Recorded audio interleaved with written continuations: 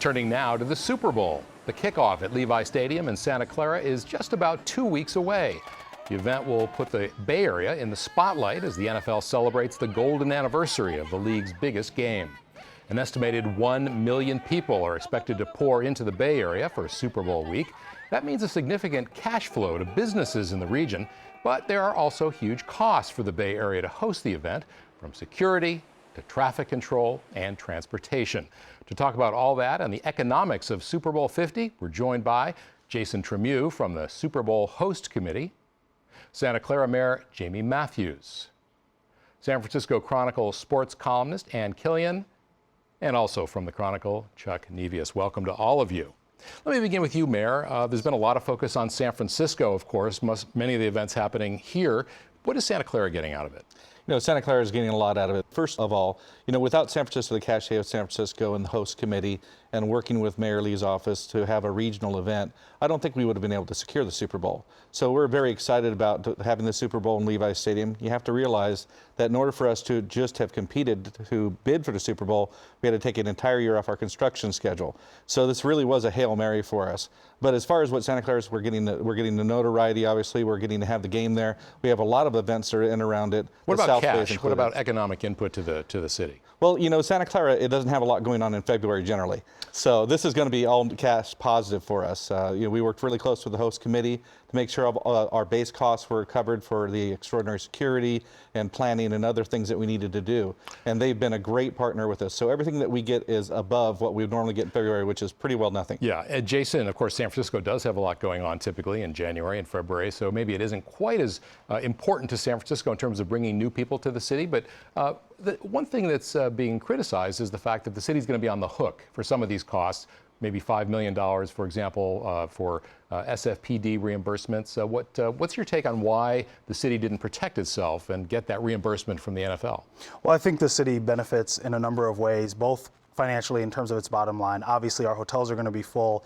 And then on top of that, we're going to be putting the city on display, even as we put the whole region on display. So the investment that the city is making and committed to when we bid to host this world-class event in a world-class city, I think is a tremendous upside to the city. And then we see it in a very practical way with the grant making and the local businesses that we are already benefiting even before the first tourist has arrived. But the city didn't have an agreement with the NFL to cover the costs, right? Like Santa Clara, I believe, didn't you, Mayor, have something like that so that you're not on the hook for those costs? We did when we put the bid in, because realizing it's a regional bid and we didn't have all the facilities, and realizing a lot of the events would be happening in San Francisco or in San Jose or other places, because we don't have the hotel space, we don't have Moscone Center, we don't have what's necessary. We wanted to make sure that everything would be net positive for us. Chuck, I think you had a column that said these are headaches everybody would like to have in terms of traffic and so on, but could the city have maybe driven a harder bargain? Well, they could have, but it is very competitive. I mean, this is not a slam dunk for anyone. And I said the other day, you know, there's 15 cities that have hosted the Super Bowl so far. Obviously, some of them have done it a multiple number of times.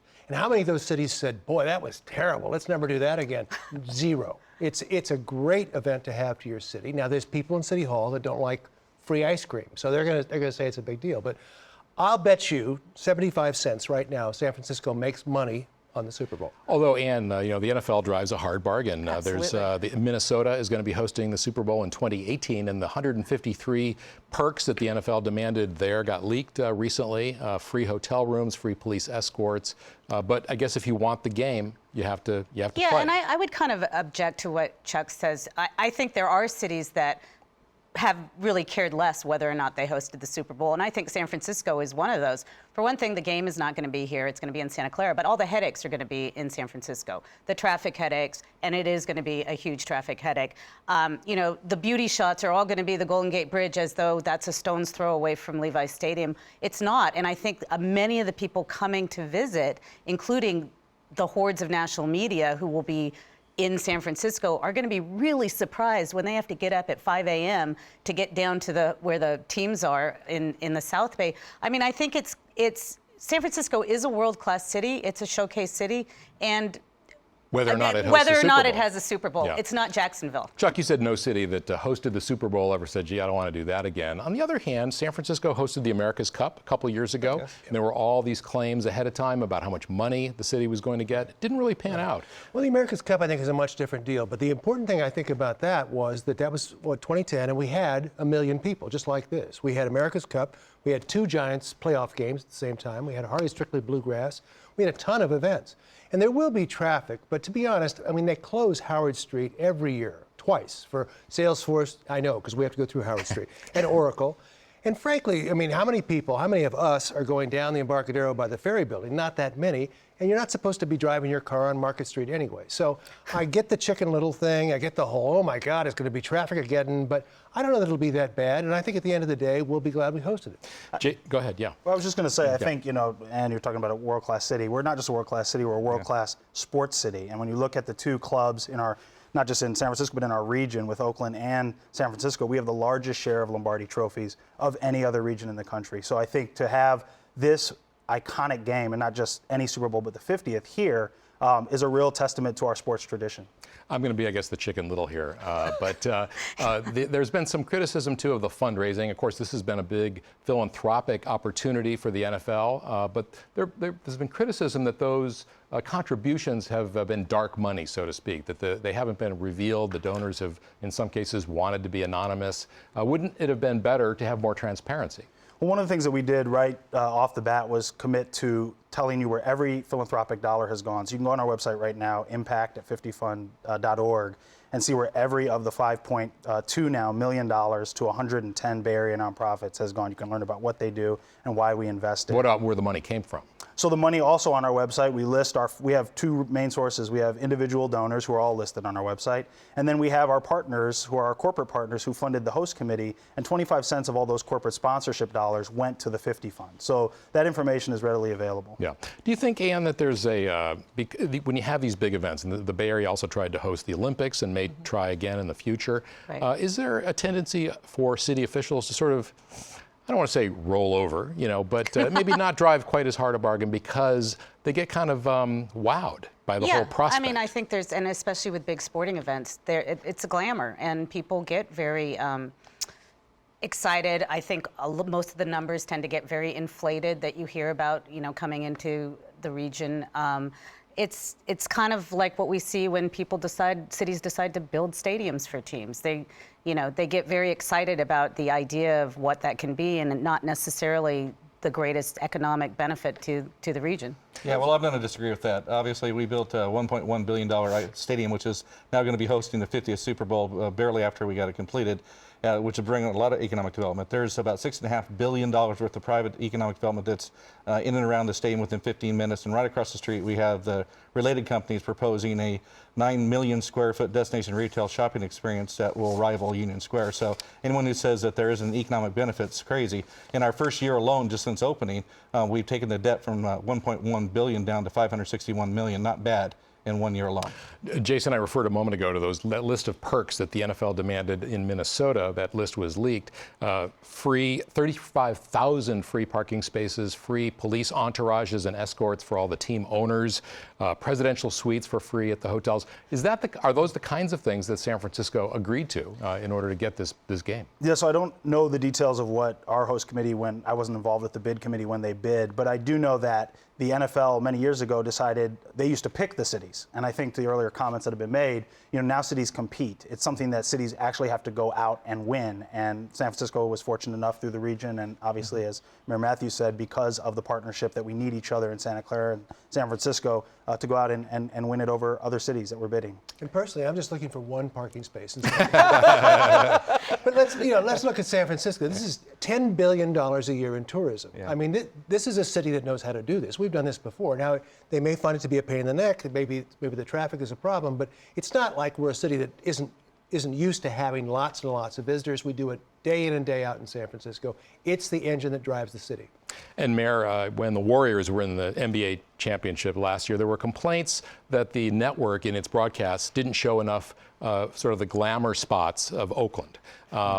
We're surely going to see the Golden Gate Bridge and all these wonderful parts of San Francisco. What are you expecting? What are you hoping? What have you asked in terms of Santa Clara or San Jose in terms of getting some of those shots on the national television? Well, in Santa Clara, obviously, Levi Stadium will be first and forefront, to identify where Silicon Valley is as an iconic building. But besides that, we have our mission. We have, our wonderful railroad. We have a lot of things that are available. The SAP Center is going to be highlighted because there will be an opening night down for the South Bay. Santa Clara will get plenty of coverage every time they say where the game's being played. It'll be Santa Clara, California. But all the networks and ESPN and it will be all set up with backdrops of the Ferry Building and Embarcadero and Golden Gate Bridge. Sure. I mean, that's that everything's going to be here until the game. And what's wrong with that? The fact of it is we're part of the San Francisco Bay region. We always have been. In fact, the Presidio was built in San Francisco to protect the mission in Santa Clara. We have a long history. People seem to forget that. We're all interdependent on each other. And the only reason that this worked is because we had a regional approach and we didn't look at our borders. And that's why everyone's benefited and everyone's excited. And Jason, when this was initially bid on, of course, there were hopes that the 49ers would be in the Super Bowl. I think that's not happening. But what difference would that have made economically if the 49ers would have been in this game? Well, I think obviously it would have been tremendous for our region to celebrate the 49ers being back 30 years after they won Super Bowl the last time it was here, which was at Stanford Stadium. So obviously there would have been a lot of nostalgia, but I think we're looking at the world-class stadium at Levi's and grateful that we've progressed. Now we just got to get the team back to where it used to be. And does it make a difference that this team now, the 49ers, they seem to have righted themselves a bit in hiring a marquee coach? We'll see. January. Yeah, I know it's January. January 21st is, but how much pressure did they feel, do you think, to get right? I think they felt tremendous pressure in large part because they are going to be in this international showcase event.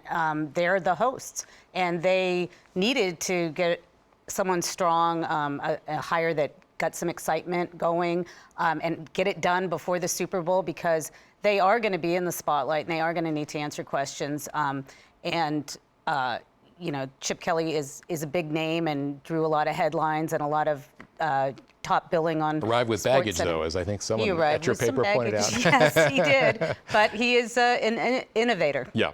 Chuck, earlier this week, the Bay Bridge was shut down. Mayor Lee's inauguration was shut down. You've written about that. How concerned should the city be, the host committee and police and so on, that this is an outstanding opportunity to get some attention for your issues? Well, it is, and I think something's going to happen. I don't know what it'll be. The security will be excellent. I don't think anybody's going to burst into Roger Goodell's press conference or anything like that, but there's a possibility of some street blockages and so forth.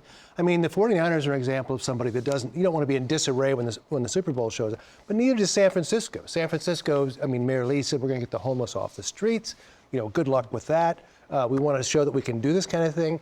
And if we have a demonstration and so forth, as long as it's not violent, I don't think that's the end of the world. I think I mentioned a lot of the journalists are coming out here with the idea of the left coast, so I think they'll be delighted. Yeah, Jason, what's your what keeps you up at night? Well, I was going to say for every inconvenience, I think there's a story of impact, and they don't cancel each other out. But I think we're trying to tell that story as well. And the $5.2 million that we've granted, we're going to announce $2 million more on Monday. Hundreds of thousands of kids that have benefited. Were it not for Super Bowl, those monies, those programs would not have those resources. And so I hope we can tell that story as well, and folks can feel proud that this kind of event had that kind of impact. Mayor Matthews, traffic, weather, what else is on your list of concerns? We're just going to be flexible to roll with it, but the fact is we've been well supported by, just about every agency in the alphabet soup.